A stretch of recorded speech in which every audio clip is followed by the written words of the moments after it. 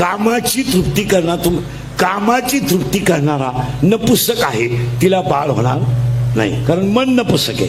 मग मी तुम्हाला पुढचा प्रश्न विचारतो आणि 5 मिनिटं देतो. 5 मिनिटांना मला उत्तर द्यायचं. मी 5 मिनिटं थांबून राहतो. तिला बाळ होणार नाही का तिला काम नाही? माळकरी बिळकरी कुणी महाराज बिराज असले कुणी उत्तर द्या. तिला बाळ होणार नाही का तिला काम नाही? 5 मिनिटं घ्या, अजून 5 घ्या, मी म्हणतो अखिरात घ्या.